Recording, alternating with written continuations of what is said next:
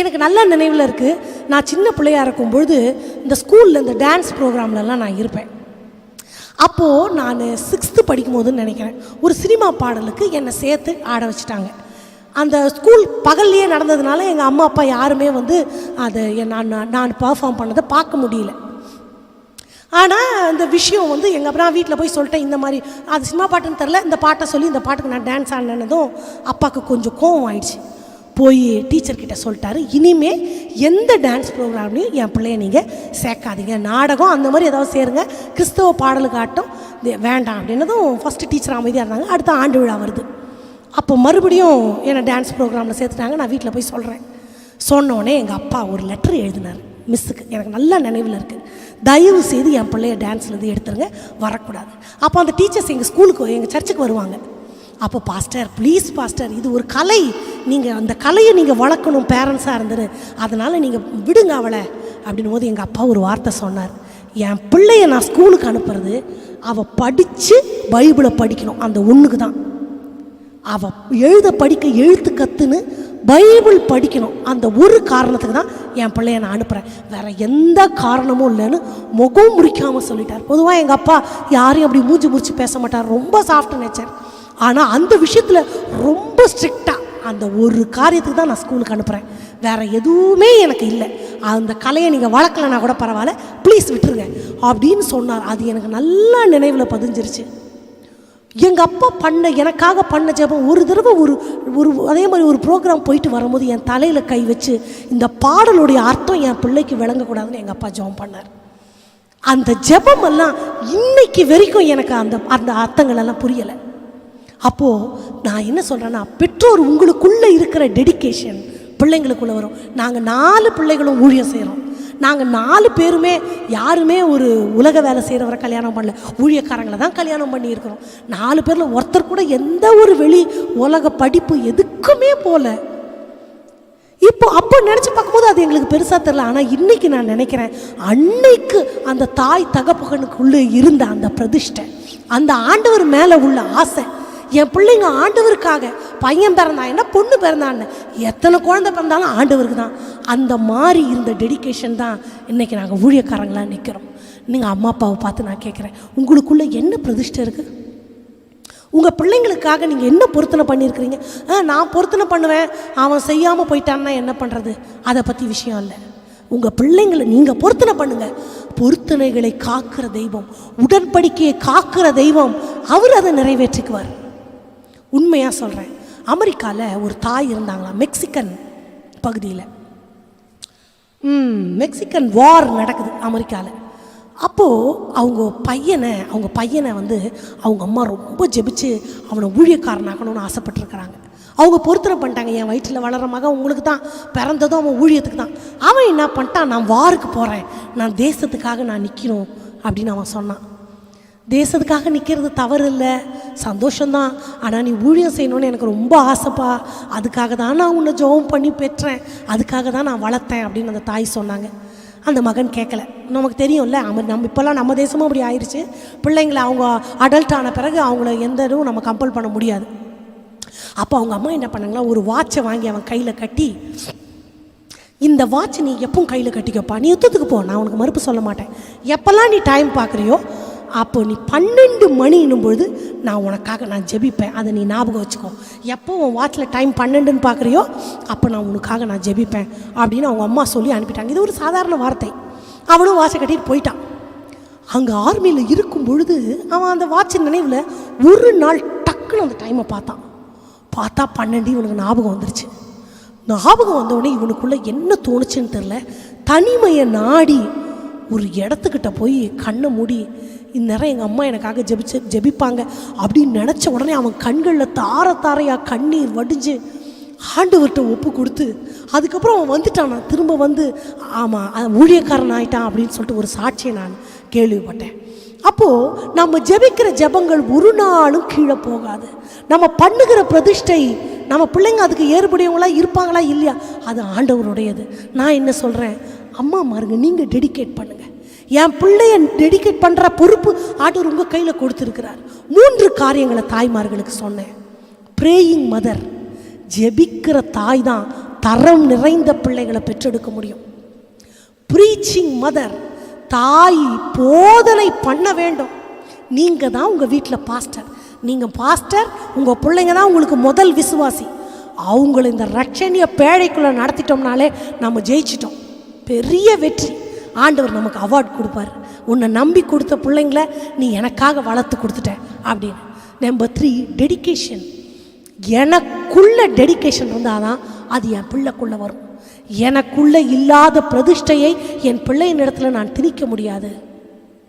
வருஷந்தோறும், வாரந்தோறும், தினந்தோறும் ஆண்டவரை ஒரு தாய் தேடுவாளானால் அந்த அக்கினி, அந்த நான் நேற்றைக்கு ஒரு நாளைக்கு முன்னாடி, நான் இதுக்கு முன்னாடி முந்தா நேற்று நான் அந்த பிரசங்கத்தில் சொன்னேன், உங்கள் பிள்ளைங்களை அடக்க முடியல, நீங்கள் உங்களை முழங்காலில் உங்கள் பிள்ளைங்க பார்ப்பாங்கன்னா உங்களை குறித்த பயம் அவங்களுக்குள்ளே இருக்கும். எந்த தாய்மார் என்கிட்ட வந்து பிள்ளைங்க அடங்கலைனாலும் நான் தான் சொல்லுவேன், எப்போ வீட்டுக்குள்ளே வந்தாலும் அம்மா ஜெப சத்தம் கேட்கும், அம்மா துதிக்கிற சத்தம் கேட்கும். இப்படி மட்டும் இருந்துட்டிங்கன்னா நம்ம அம்மா கடவுளோடு நடக்கிறாங்க, ஆண்டவர் ஒரு வேளை காமிச்சிருவாரோன்னு உங்களை குறித்த பயம் உங்கள் மனசில் இருக்கும். சில பேர் சொல்லுவாங்க, மாமியாரை என்னால் சமாளிக்க முடியல, மருமகளை என்னால் சமாளிக்க முடியல, எங்களுக்குள்ளே நிறைய ஒரு மிஸ் அண்டர்ஸ்டாண்டிங் வருது. அப்போ அப்படி தான் சொல்லுவேன், உங்களை உதாசீனப்படுத்துகிறாங்களா, நீங்கள் ஜெபம் பண்ணுங்கள், அதுதான் உங்களுக்கு ஹானர். ஐயோ அவங்க ஜெபிக்கிறாங்க, அவங்க ஆண்டவரோடு நடக்கிறாங்க அப்படின்ற பயம் வந்துச்சுன்னா அவங்க எதுவுமே டீஸ் பண்ண முடியாது, எதுவுமே பண்ண முடியாது. அவங்க உங்களை அசட்டை பண்ண முடியாது. நீங்கள் அறிவில்லாமல் இருக்கலாம், அவங்க அளவுக்கு ஞானம் ரொம்ப குறைவுள்ளவங்களாக இருக்கலாம், ஆனால் அந்த ஜெபம் வந்து உங்களை பாதுகாக்கும். அதுதான் அந்த பிரதிஷ்டை. ஒவ்வொரு வாழ்நாள் முழுக்க அதில் மாற்றமே இல்லை. இந்த 3 காரியங்களை சொன்னேன். இந்த 3 காரியங்களோடு நிறுத்தாமல் ஒரு 3 நெகட்டிவ் மதருங்களை நான் உங்களுக்கு காண்பிக்க போகிறேன்.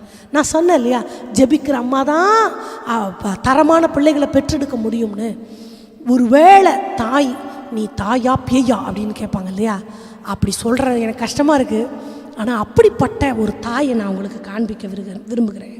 நம்ம வேதத்தில் மார்க்கு 6வது அதிகாரத்துக்கு நேராக நான் திரும்புகிறேன், உங்களுக்கு ஒரு வசனத்தை படிக்கிறேன்.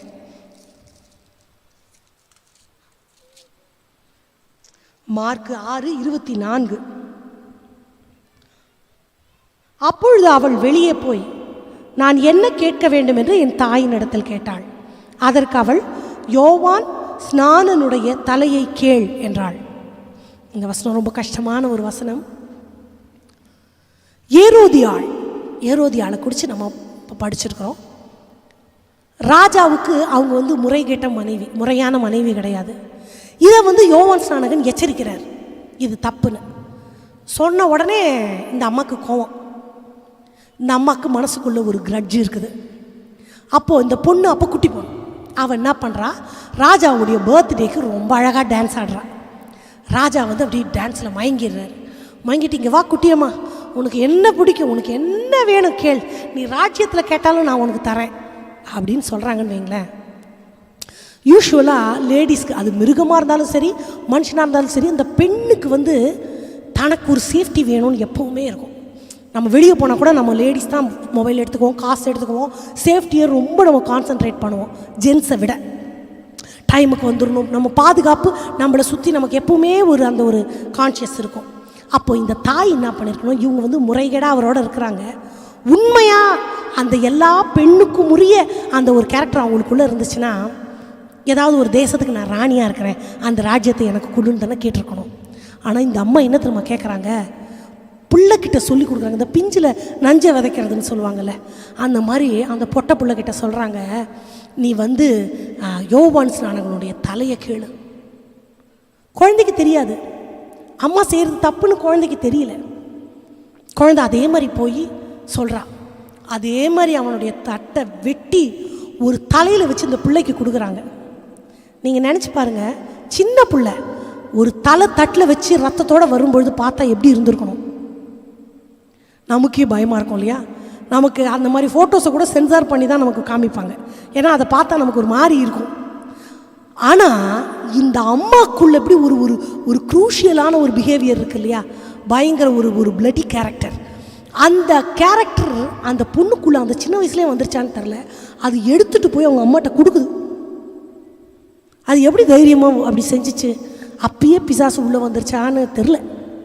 எனக்கு அது ஒரு நார்மலாக தெரியலை. சின்ன குழந்தை கேட்குறத கூட அம்மா சொன்னாங்கன்னு அது ரிப்பீட் பண்ணியிருக்கலாம். ஆனால் உண்மையாக அப்படி வரும்பொழுது குழந்தை பயந்து இருக்கணும் இல்லையா? அதுக்கு ஒரு ஃபீல் வந்திருக்கணும் இல்லையா? ஒன்றுமே இல்லை, சர்வசாதாரணமாக பொம்மையை கொண்டு கொடுக்குற மாதிரி கொடுக்குதுன்னு நம்ம பார்க்குறோம்.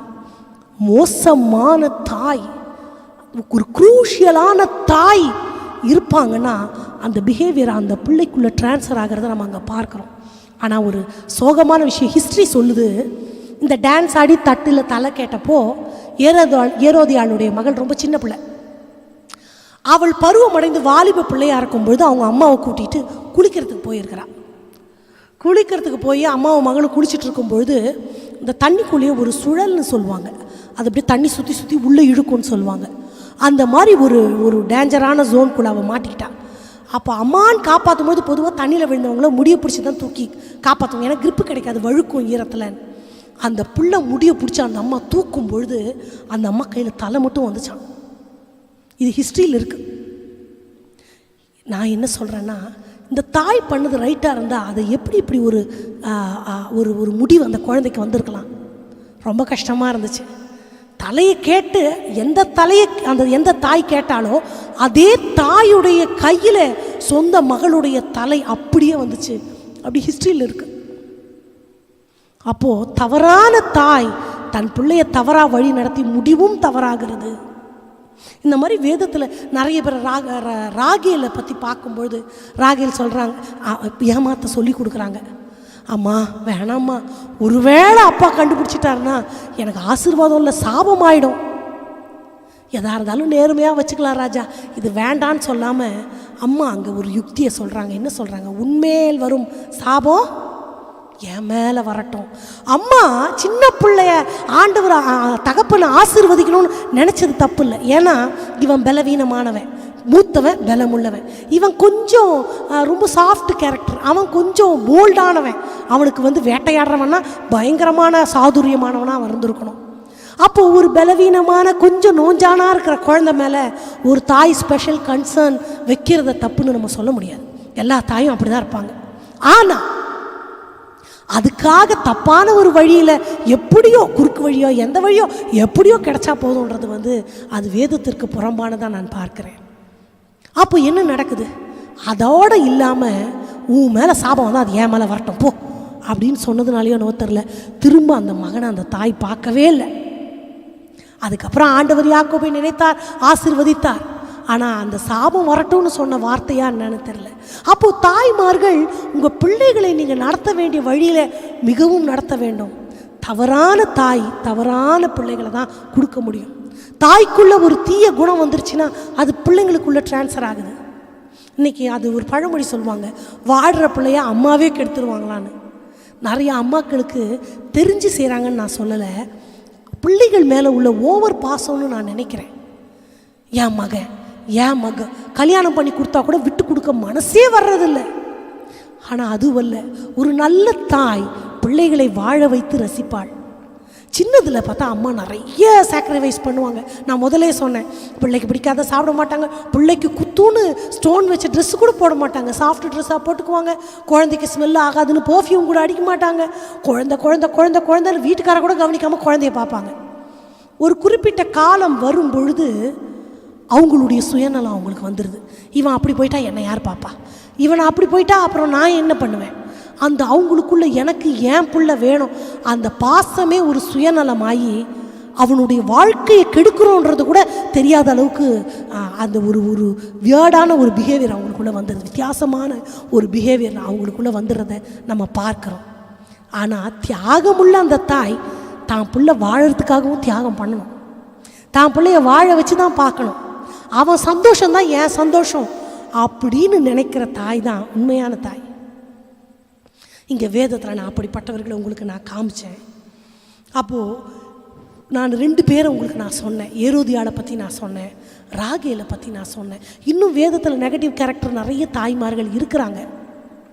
ஆனால் நான் உங்களுக்கு சொல்கிறதெல்லாம் நமக்குள்ளே இருக்கிற நற்குணமானாலும் தீய குணமானாலும் அது பிள்ளைங்களுக்குள்ளே பாஸ் ஆகும். ஒருவேளை என் பிள்ளைய நான் சுமக்கிற காலங்களில் எனக்கு இந்த சத்தியம் தெரில, நான் ஜெபிக்கலை அப்படின்னா ஒன்றும் குறைஞ்சி போயிடலை. உங்கள் பிள்ளைங்க குமாரராக இருந்தால் கூட இப்போ நீங்கள் பண்ணால் கூட ஆண்டவர் ஜெபத்தை கேட்பார். 11ஆம் மணி வேளை வயலுக்கு வந்தாலும் நியாயமான கூலி கொடுக்கிறவர் நம் தேவன். அறியாமையின் காலங்களை ஆண்டவர் கணக்கில் வைக்கிறதே இல்லை. ஆனால் இன்னைக்கு நம்ம பிள்ளைங்களுக்குள்ள நம்ம அந்த பிரதிஷ்டை வேணும்னா நமக்குள்ள அந்த பிரதிஷ்டை வேணும். நிறைய உதாரணங்களை நான் உங்களுக்கு சொல்ல முடியும். நான் அந்த 3 நான் சொன்ன பாசிட்டிவ் கேரக்டர்ஸை மட்டும் மறுபடியும் உங்களுக்கு நான் ரிமைண்ட் பண்ண விரும்புகிறேன். ஜெபிக்கிற தாய் தரமுள்ள பிள்ளைகளை பெற்றெடுப்பாள்.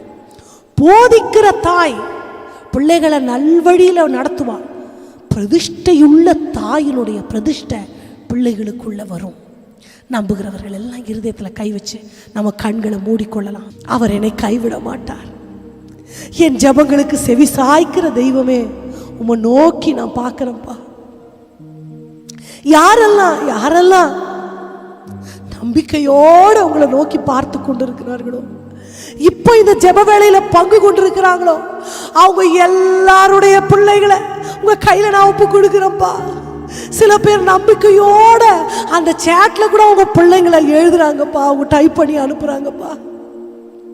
இந்த ஜெபம் அவ்வளவும் என் பிள்ளைக்கு வந்துட்டா போதும், இந்த வார்த்தை எனக்கு தான் மனம் திறந்து சொல்ற பிள்ளைங்களை பாருங்கப்பா. பிள்ளைகளுக்காக நதி அளவு கண்ணீர் சிந்துற தாய்மார்களை பாருங்கப்பா. வார்த்தையால சொல்ல தெரியாம இருதயத்துல சுமந்து கொண்டிருக்கிற தகப்பன்மார பாருங்கப்பா. அவங்களுக்கு அழவும் தெரியல, புலம்பவும் தெரியல, போராடி ஜெபிக்கவும் திராணி இல்லாம இருக்கிற தகப்பன்மார பாருங்கப்பா. அவங்களுக்கு உழைக்க மட்டும்தான் தெரியும் ஆண்டவரே. அவங்களுக்கு ஜெபிக்க கூட முடியாத சூழ்நிலையில அவங்க இருப்பாங்கன்னா இப்போ உமது நேச அக்கினி அவங்க இருதயத்துக்குள்ள ஊற்றப்படட்டும்பா. பிள்ளைகளுக்காக ரொம்ப அழுகிற தாய்மார்களை நான் நினைக்கிறேன். என் பையன் சோர மார்க்கமா இருக்கிறான், அவன் ஆண்டவரிடத்திற்கு திரும்புவதற்கான அடையாளமே இல்லைன்னு உடம்புல உயிரை மட்டும் வைத்துக்கொண்டு கண்ணீரின் பாதைகள்ல நடைபெறமாய் நடந்து கொண்டிருக்கிற பெற்றோரை நான் நினைக்கிறேன், தாய்மார்களை நான் நினைக்கிறேன். நான் ஒரு ஃபெயிலியரான தகப்பன், நான் ஒரு முன்மாதிரியற்ற தாயின்னு மனசுல நொந்து கொண்டிருக்கிற தாய்மார்கள் ஒவ்வொருவரையும் நான் நினைக்கிறேன்ப்பா. அவங்க மனசுல இருக்கிற குற்ற மனசாட்சியை மாற்றி போடுங்க. பழையவைகளை எல்லாவற்றையும் மறக்க பண்ணுங்க. புதிய ஒரு துவக்கத்தை நீங்க அவங்க வாழ்க்கையில உண்டாக்குங்கப்பா. பிள்ளைகளை பறி கொடுத்திருக்கிற தகப்பன் தாய்மார்களுக்காக நான் வர்றேன். அவங்க துக்கத்தை ஆற்றுறதுக்கு எங்க கிட்ட வார்த்தை இல்லப்பா, நீங்க மட்டும்தான் அவங்க மனதை ஆற்ற முடியும்ப்பா. பிள்ளையற்று இருக்கிறவங்க இதை பார்த்துட்டு இருப்பாங்கன்னா மலடிய சந்தோஷமான பிள்ளை தாய் சாக்குறவர் நீங்கப்பா. இந்த வார்த்தை எனக்கு இல்லை, எனக்கு எங்க பிள்ளைங்க இருக்கிறாங்க அப்படி அவங்க இருதயம் சொல்ல வேணாம். எங்க இல்லையோ அது இருக்கிறதாக காண்கிற தெய்வம். பிள்ளையற்றவள்னு ஒரு பேரை சுமந்திருப்பாங்கன்னா திருப்தியா போதும், இதுக்கு மேல எனக்கு வேண்டாம், இந்த பிள்ளைய நான் வளர்த்தா போதும்னு சொல்ற அளவுக்கு அவங்கள நீங்க பிள்ளைங்க பேற்றினால அலங்கரிக்க வேண்டும் என்று நான் ஜெபிக்கிறேன். அந்த பிள்ளைகளுடைய கண்ணீர் உங்க சமூகத்துக்கு வரட்டும் ஆண்டவரே. இந்த ஜெப வேளையில கலந்து கொண்டிருக்கிற ஒவ்வொருவரையும் நீங்க தொடுங்க. அவங்க இருக்கிற இடங்கள்ல உங்க பிரசன்னம் அவங்கள மூடட்டும் நான் ஜெபிக்கிறப்பா. அவங்க யாருக்காக ஜெபிக்கிறாங்களோ அந்த ஜெபங்கள் கேட்கப்படட்டும். அவங்க பிள்ளைகளுக்காக ஏறெடுக்கிற ஜெபத்தின் ஒரு வார்த்தை கூட தரையில விழக்கூடாது. அப்பா கேட்டு நீங்க பதில் செய்ய வேணுமாய் ஜெபிக்கிறேன். நாங்க அன்று பார்த்தது போல இந்த பிள்ளைங்க எங்க குழந்தைங்க இல்லப்பா, உங்க குழந்தைங்க. எசேக்கியேல நீங்க சொன்ன வார்த்தைகளை நான் நினைக்கிறேன். நீ எனக்கு பெற்ற உன் பிள்ளைகள், நீங்க எங்களை பார்த்து தான் சொல்றீங்கப்பா. ஆமாப்பா, எங்க மடியில நீங்க கொடுத்த பிள்ளைங்க உம்முடையவர்கள் ஆண்டவரே. உங்க கையிலேயே நாங்க திரும்ப கொடுக்கிறோம். நீங்க எங்களுக்கு உங்க சித்தப்படி வளர்த்து தாங்க. ஒவ்வொரு தாய்மார்களுக்குள்ள அந்த அபிஷேகம், அந்த வைராக்கியம் இப்ப பற்றி எரியட்டும் என்று நான் ஜெபிக்கிறேன். கூட இருங்க. இன்னும் ஒவ்வொரு நாளும் வார்த்தைகளால நீங்க எங்களோட இடைப்படுங்கப்பா. அப்பா, சகல சத்தியத்திற்குள்ளும் எங்களை நடத்துகிற தேவனுடைய கரங்களில் நாங்கள் ஒப்பு கொடுக்கிறோம். ஏற்றுக்கொள்ளும். இயேசுவின் நாமத்தில் ஜெபத்தை ஏறெடுக்கிறோம் எங்கள் நல்ல தகப்பனே. ஆமென், ஆமென். என் ஆத்துமாவே கர்த்தரை ஸ்தோத்திரி, என் முழு உள்ளமே அவருடைய பரிசுத்த நாமத்தை ஸ்தோத்திரி. என் ஆத்துமாவே கர்த்தரை ஸ்தோத்திரி, கர்த்தர் செய்த சகல உபகாரங்களை மறவாதே. ஆமென். God bless you.